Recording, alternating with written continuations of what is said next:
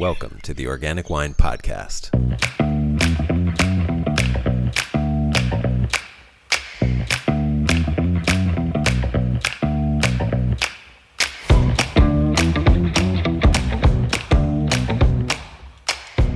Hi, and welcome to the Organic Wine Podcast. This is Adam, and today I'm doing something a little different. I'm going to do a short explanation about what does organic even mean.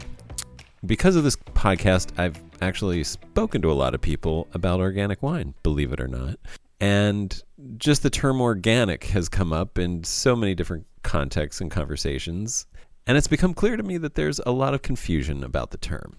And the misunderstandings about this term, organic, lead a lot of people to be incorrectly dismissive or critical of it. And that's likely preventing those folks from appreciating and embracing it as something that they should consider supporting. And this misunderstanding isn't limited just to the average wine consumer. I've found it in professionals working at the highest levels of wine, from sommeliers to, viticultural managers, etc., even winery owners. So I've realized that for me to accomplish the mission of this podcast to promote organic values, people have to understand what the heck I'm talking about. So here we go. To start with, here's what organic is not. Organic is not a marketing buzzword. I know a lot of people think that it's sort of like putting natural or, handmade or home style on a label. It's absolutely not. The term organic, when it appears on a label, has been third-party certified and confirmed that the conditions have been met to allow for that statement on the label, and it is very strict. It is closely regulated. So wine is a special example, and it's slightly different with food. But if you see made with organic grapes or organic wine, two things have to happen. If you see that on a label of wine, two things have to happen. Both the vineyards have to be certified organic, and the winery has to be certified organic to have either of those statements. Now, that's a condition that not many people can make, and I'm one of them. So at Centralis, we can't put made with organic grapes or organic wine on our label, even though our wine is made with organic grapes. And the reason that is because we can't certify our winery right now because we share space in a winery where we make our wine. And the owners of that winery where we share space are not certified organic, and it's not our business. We can't certify their winery for them. So we can't say made with organic grapes. What we can do is what we do. We list an ingredient, and our ingredient is organic grapes. To be able to even list that ingredient on the back label, we have to present the TTB, which is the certifying agency, the federal certifying agency. We have to present them when we submit our labels for approval with a certificate showing that the vineyard has been certified organic for that year that we harvested the grapes from it. So that just is an example of how stringent the labeling laws are.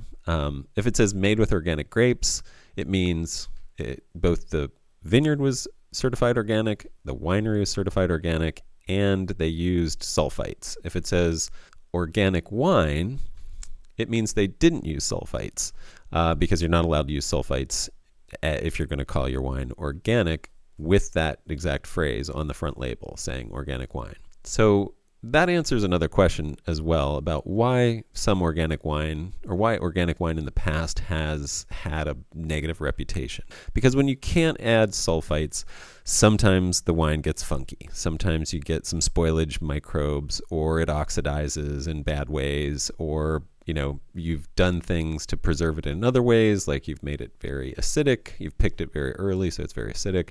So in the past, people have seen organic wine on the label, they've tasted it, and they haven't been impressed. And that's likely because there wasn't sulfites in there to preserve the best fruity, delicious flavors of the wine, and the wine went off in some way. Could have a lot to do with other things, but that's that. So number one, it is not a marketing buzzword. When you see organic on a label, there are strict regulations for it. So it is absolutely very different from home style and handcrafted and natural when you see that on labels. It is also, so that was number one. Number two, organic is not a health statement. It does not mean that it's healthy. Again, it's like that you see organic on a label and it's like, well, my kids can eat it and they'll grow up strong and etc. That's not at all the case. As I joke about vegan, my joke about vegan is that crack is vegan, which it absolutely is. It is 100% plant-based. No animal products are used in its production. In the same way, crack can be organic if no chemical sprays were used in the production of the cocoa plant and no chemistry was used in the refinement of the cocaine powder into crack rock. So that is to say, in a long and silly example, that organic has absolutely nothing to do with a health statement about the product. It just means, and this is just a teaser for what I am getting to, that no synthetic chemicals were used in the production of whatever it is. So you can have organic junk food. You can have organic Doritos. You can have organic Snickers. You can have any food product could be organic. And honestly, it would be great if it was. It doesn't mean, though, that it's good for you. It just means that it's good for the planet. Hope that distinction will come clear as I move on. Because, number 3, organic is not a positive statement. It doesn't mean the requirements of organic do not force you to do anything positively in the production of the food product that you are doing. It is a prohibitive statement. So organic literally just means that chemicals, synthetic chemicals, are prohibited from being used in the food production in the environment. So you can't spray with synthetic chemicals, you can't fertilize with synthetic chemicals. It literally just eliminates those bad, harmful, potentially carcinogenic things from our environment. That's what it does. It doesn't say that you have to treat your workers well, and that's maybe a failing of it. It doesn't say that you have to protect the waterways from animal feces. It doesn't mean that you have to build an insectary and attract butterflies and pollinators so that you have a biodiverse entomological ecosystem. It really doesn't mean any of those things. It doesn't mean you have to spray with sulfur. It doesn't mean you have to use organic sprays. It just says you can't use the chemical. So that's what it is. That's both my number 3 of what it's not, and number 4, what it is it tells you that chemicals have not been used in the production of that food, which is a great thing. Even if it's junk food and it's bad for you, it means that the production of it did not contribute theoretically to poisoning waterways with heavy fertilizers or poisoning the earth with herbicides like glyphosate or Roundup. It means that no carcinogenic chemicals like chlorpyrifos and all of these other fungicides and insecticides and herbicides that are sprayed on our crops annually in the millions and millions of tons, it means those were not used in the production of your Doritos, for example. So I hope that clears that up. I want people to be really clear about what the term organic means.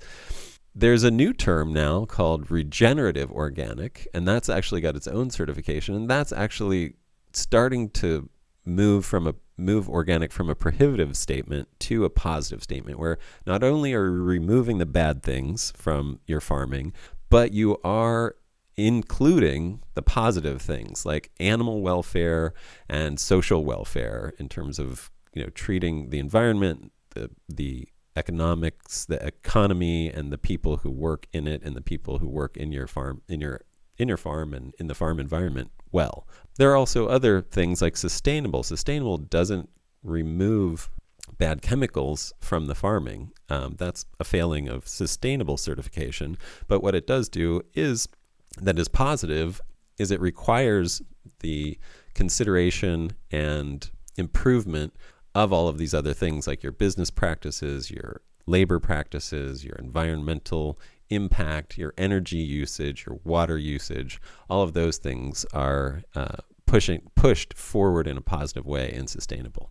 So without getting into too many details of what everything goes into it. I hope that explains, and I hope that clears it up. If you have any questions at all, please feel free to contact me, adam@centraliswine.com.